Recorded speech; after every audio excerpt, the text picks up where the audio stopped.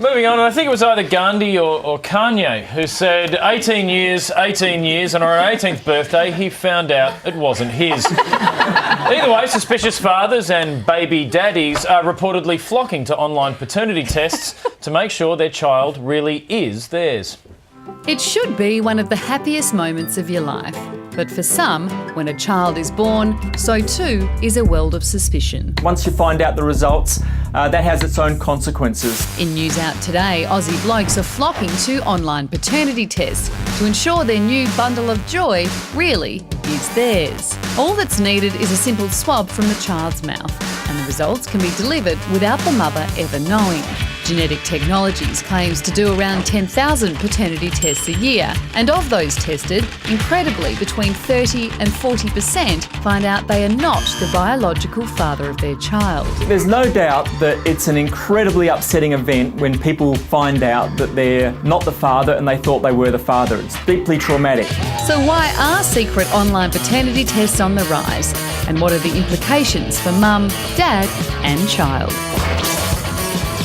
Greg McPherson's from Genetic Technologies, Australia's largest paternity test provider. Greg, the numbers there, 30 to 40% of tests revealed that the bloke isn't actually the child's father. That's an insanely high figure. It does seem insane, but you've got to remember, Charlie, that a lot of people go into this test self-selecting, so they've got a suspicion. Something's happened, there's been a question, something's been said, and they want to know what's going on. All right, well, what do you think the figure would be amongst the general population? Just have a guess for us, mate. Well, the studies can range up to 13 to 15%, Dave. Still very, very high. It's not a topic people like to talk about, but it does happen. It isn't a topic people like to talk about. How do you guys break the news if it isn't, doesn't go so well for the bloke? Well, most of the time we just stick to the facts and give them the result, but what does happen is that they get closure. They've had a lot of stress, a lot of questions, a lot of little conspiracy theories, and what the test gives them is the yes or the no, and sometimes that's pretty upsetting. But is that a phone call or an email, a fax? Or? We tend to send the reports out, so we try and keep it very clinical. Oh, God, that must be hard just to get an email in the middle of the day saying, oh, that kid's not yours. Greg, do they have any sort of counselling that they get, encouraged to go We certainly through? encourage them to get counselling, organisations like Relationships Australia, etc., because there are obviously other issues going on than just the paternity result. Have you ever had a guy who you've told he is the father and he said check again?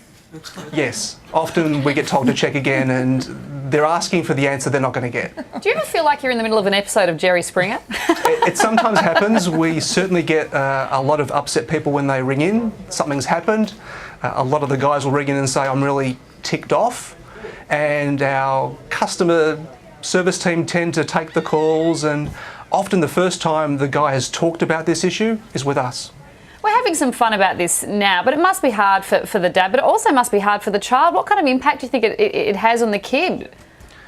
I think it depends on how the couple want to react to the test results and obviously what age the child is. But it's certainly something that we know changes dramatically how those people are going to live. Now, I know a lot of kids who would like to think that they're not related to their parents. Is this test available to kids as well? Not really. I mean, there's certainly nothing stopping a child pretending to come and inquire about the test. And that's really the starting point for most people. The peace of mind test, whilst not legally admissible, is the place to start when you've got a suspicion. Well, it's fascinating stuff. Thanks very much for enlightening us, Greg. No problem, Charlie. You did this. You had a test. You've had your doubts, Paternity haven't you? test with my first son. Yeah, absolutely. It was a radio thing. It was just a bit of You fun. don't trust your wife? Or? No, I trusted enough to have the test, honestly. Hang on, that is the worst argument I've ever heard. Baby, I trust you so much, I'm willing to have a genetic test. But the results were read live out on radio. If it had been gone wrong, that would have made some fairly awkward radio, I can tell you. Pretty good radio, I reckon. Hope the ratings went up. We're going to take a break. We'll be back in a tick.